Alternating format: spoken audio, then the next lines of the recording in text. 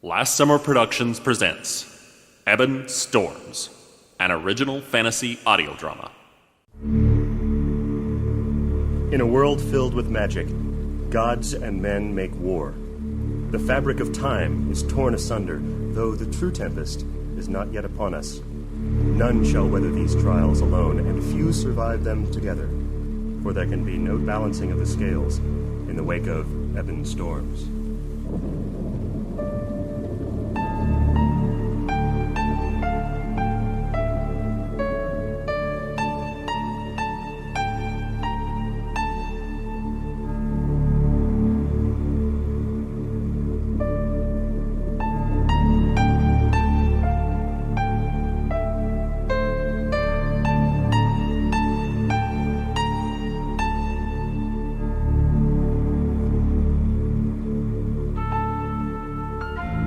Last time, in episode 12 of Ebon Storms, Allandra, Elrad, Thangar, Marcin, Krannik, and Trellin arrived in Aragorn at the height of the panic surrounding the assassination attempt. The party was brought to the Archbeacon's chamber at his request, and was joined by Nifigit and Galena. The Archbeacon then began to reveal the answers to questions that the party had harbored since the beginning of their adventures together. He revealed that they were indeed the Children of the Light, as Ralcazar had called them, and that Nifigit was indeed the chosen guardian of Illumis Church. With these revelations, the group realized that each of the hardships they had faced was designed to drain their hope and confidence, and to destroy the organizations they represented, the Church of Illuma, the Mages Guild, and the Thieves' Glaive. At that moment, Allandra was attacked by the very necklace around her neck through the traitorous Lantris the Blue, controlling the shard of the Mirch Stone that hung from it. At the last minute, Allandra felt Gareth's presence. Lantris ceased to exist, and the shard necklace fell still. Father Nifigit was now the sole member of the group who had not yet tasted Selegna's wrath. This brought one thought to the minds of all: Shazgarath. The party arrived to utter carnage in Shazgarath and an attack of ShadowRiders. Nifigit rushed to his scorched home in time to see Martha die in his arms, and Selegna gloating in dark bliss. Grief-stricken, Nifigit bends his very being to vengeance with one phrase: no more words. And now the conclusion, Episode 13, Bound by the Past.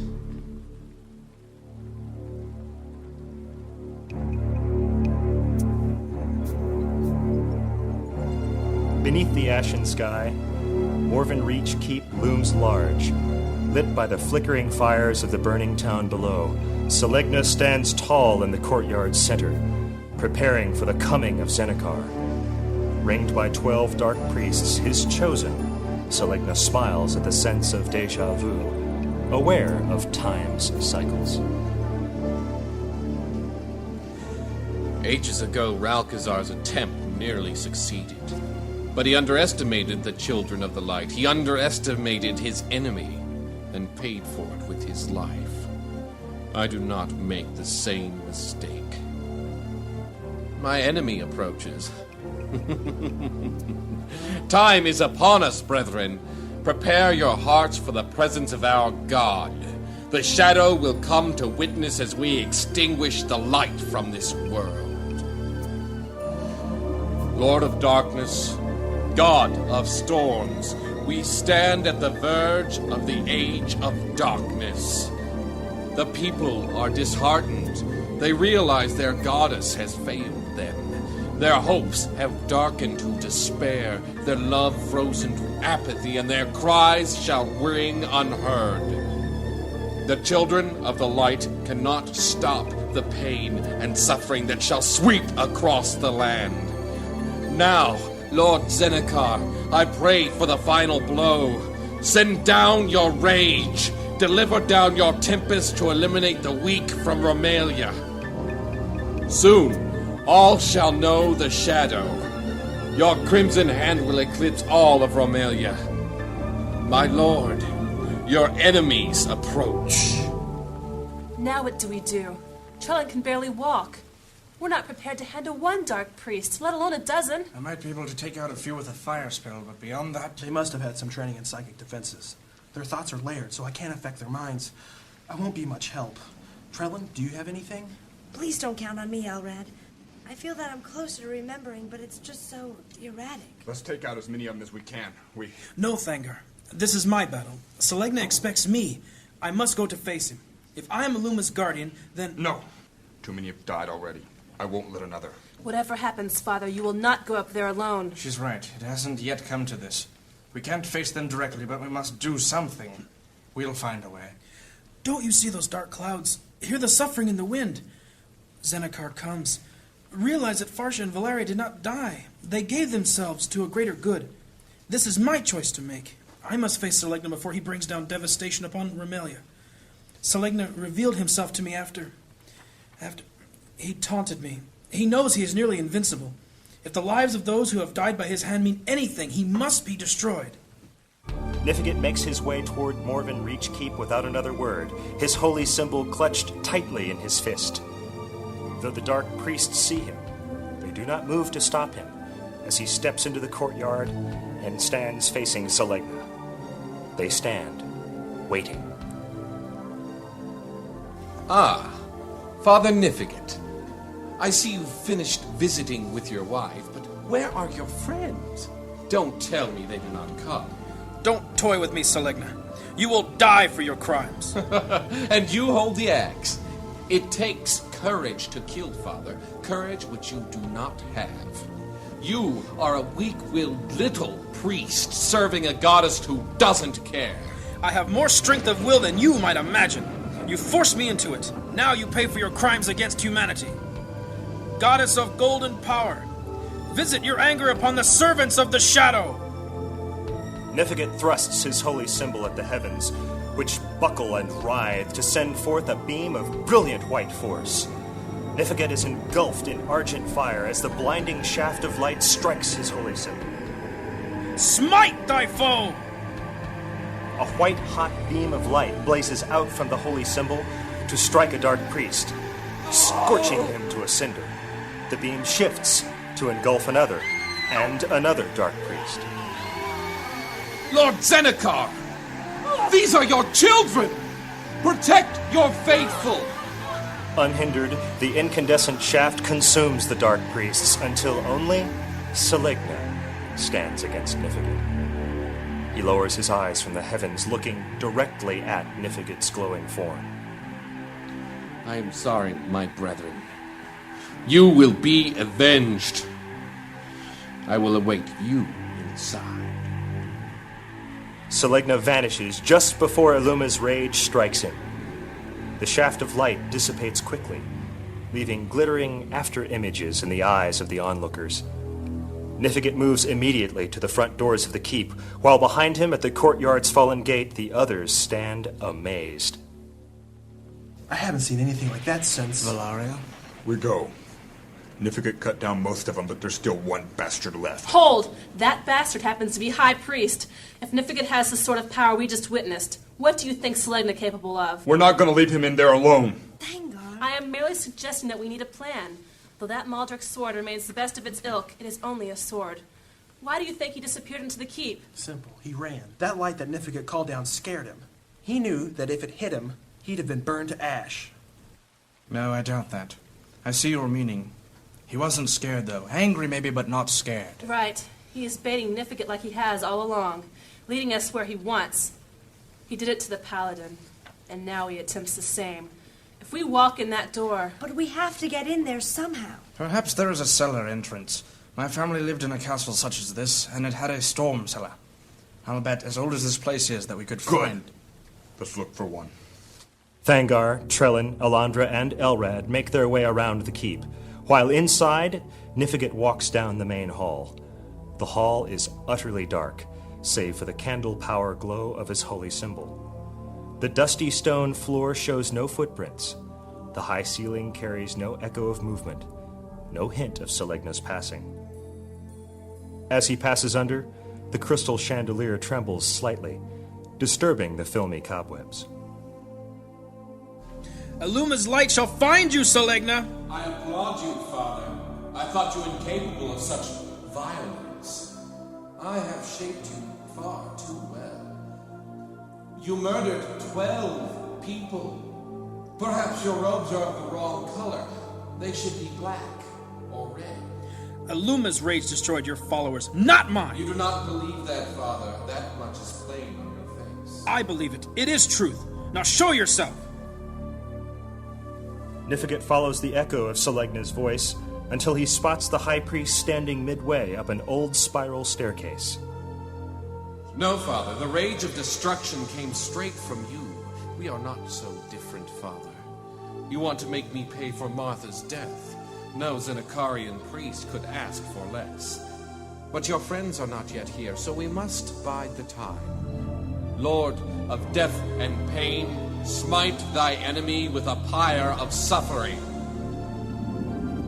Selegna clenches his outstretched fist at Nifigate, releasing a bolt of black energy which strikes Nifigate's holy symbol, shattering it completely. The bolt engulfs Nifigate in dark flames.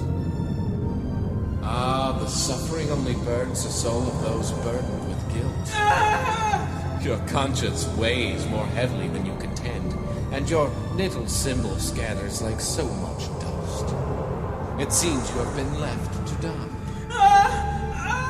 That's Nifigate.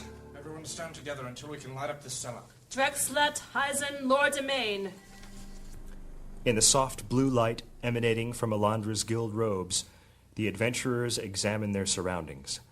The dank cellar has a thick muck for a floor, with rough stone pillars supporting the low ceiling. The light of Allandra's robes does not stretch far. Now we have light. I can't hear Nifigate anymore. Elrad, can you locate Selegna? Let me try. No, he's got his... Wait. He's above us, to the west. He's higher than the main floor should be, but not high enough to be on the second floor. I can't see your lips. That doesn't help us. He stands on stairs. Let's go this way. There's the stairs. The party makes its way through the waterlogged cellar and heads up the stairs. Reaching the top, they see Nifigate sprawled at the far end of the main hall. Nifigate. Nifigate. I don't see Selegna on the back stairs. He must be standing above where Nifigate lies, at the main stairs, down the hall. The father's hurt. We have to help him. I agree, but you'll be struck dead if you go charging down the hall. What then? Sorry to leave you in such pain, Father, but I really mustn't be selfish. I should spread my Lord's work across the lands, or what's left of them. I think Romelia is ready for a new season of storms, one that will last forever. Soon Zenakar shall walk the lands. You won't succeed. Others will stop you. Oh, I've prepared a surprise for them as well. Goodbye for now, dear guardian. Selegna turns his back to Nifigate and ascends the western stairs. Nifigate slumps on the floor. He's gone. Nifigate, are you all right? He burns with fever. We must get him away from this. We've got to stop Selegna. He's right. If we don't stop him, there won't be any place to take him. Selegna mentioned causing new storms, gods walking the land and the like. What if he does to Romelia what Ralcazar did to us? You forget, Elred. Ralcazar had that amulet. Lord of fire and brimstone.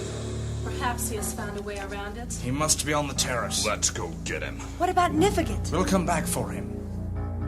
The party climbs the spiral staircase, nearing the second floor, but stops as a horrific humanoid beast boils into view at the very top of the stairs. The purple face glows with its own hellish light, and its clawed hands clench in feral glee. Elred, get back! I've never seen anything like... We're doomed. It's a primal fiend. One touch ages instantly.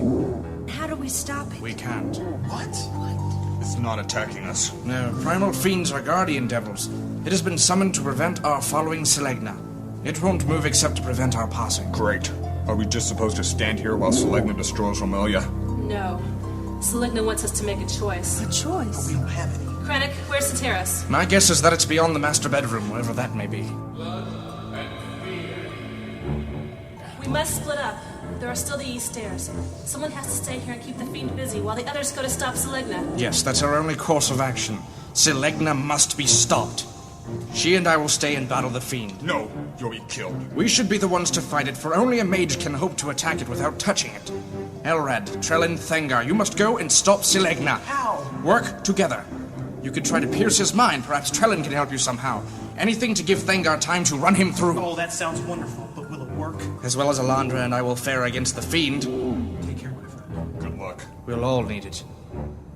Elrad, Trellin, and Thangar disappear down the hall as Allandra and Krannik face the trembling primal fiend. Now or never.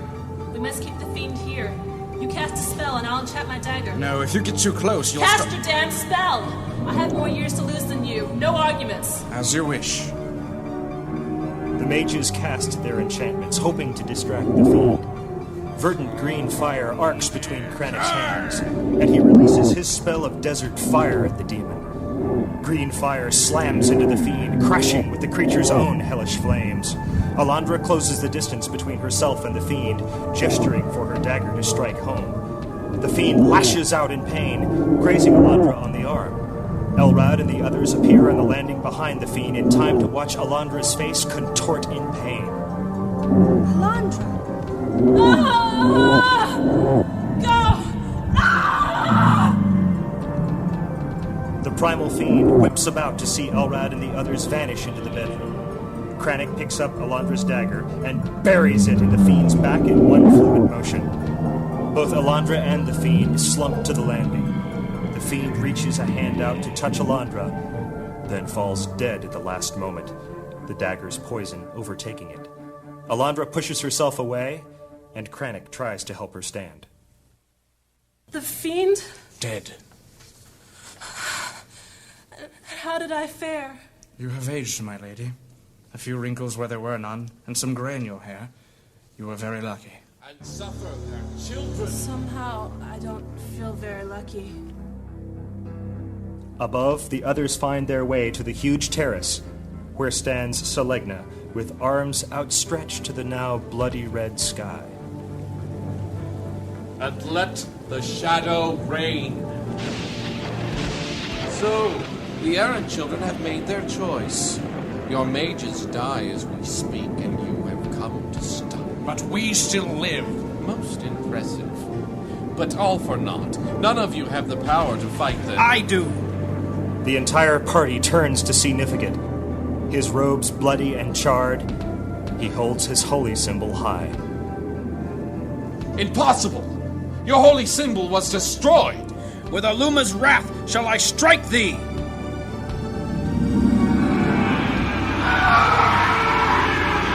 Your cries fall on deaf ears. You stand punished for your crimes against the light. Die! Seneca! He listens not to the cries of the weak. Your reign must wait, Lord. I have failed you, but the shadow still follows. Selegna vanishes in a burst of gray shadow, and the red color fades from the sky, leaving sullen clouds once more. The rain has stopped. Nifigit falls to his knees, exhausted. Nifigit, you did it! We did it. Allandra? I'll be fine, Elrad. Father, I have a question. Where did you get that second holy symbol? The broken one downstairs belonged to Father Jonas. His son gave it to me. I tried to give it to the high priest, but he told me to keep it. I used my own holy symbol to destroy Selegna's priests, but held up Jonas's when Selegna attacked me on the stairs. But how did you know to do it? A little girl told me.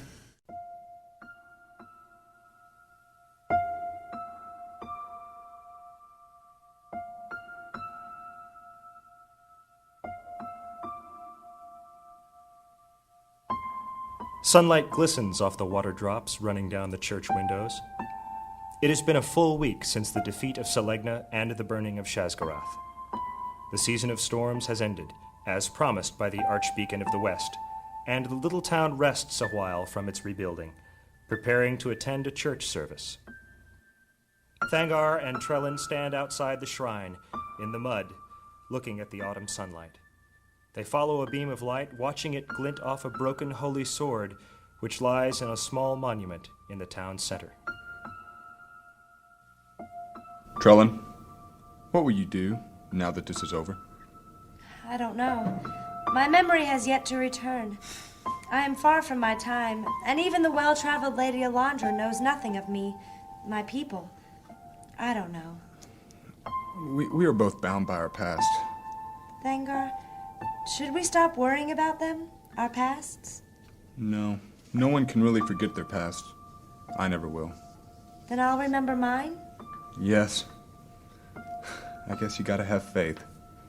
In the meantime, perhaps we should start new lives. Maybe.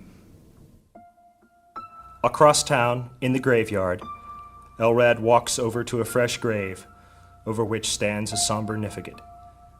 Elrad stands quietly behind him for a moment, then lays a hand on his shoulder. Father, would you like to talk? Elrad, did you ever meet Martha? No, Father. She was the kindest woman alive. Her death hurt me so much. Father, don't dwell on these things. So much that I killed 12 men. But they were dark priests. Evil. Yet they were men still. Murder, and that's what it was, goes against every concept we hold dear in the church. But if you hadn't killed them, we'd all be dead. Their sins do not make mine less wrong. But no matter. I have a church service. In the shrine, Krannik and Allandra sit near the very back, discussing matters while they wait for Nifigate. So, my lady, think Selegna died up there? No, we stopped him for a while, but I fear he still lives. And the circle turns? Yes, friend Krannik. Everything is as it should be. What do you mean, my lady? The world once again hangs in the balance.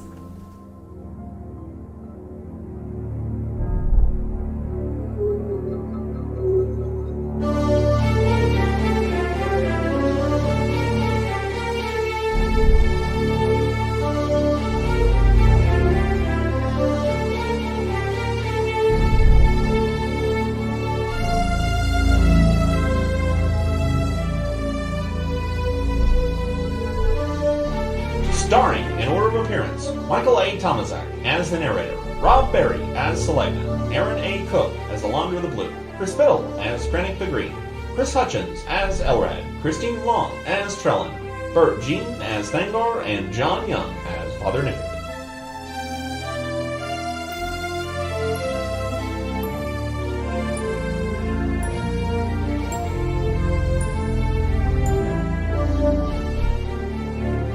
Ebon Storms was written and directed by Shane Ernst and Darrell Goffinet. Original music composed and performed by Edward Hauser and Scott Spear. Chief Editor, Shane Fox. Technical Engineer, Scott Spear. Art and Publicity, Shane Fox. Last Summer Productions would like to thank the Western Kentucky University Department of Music and Purdue University. This is Shane Ernst.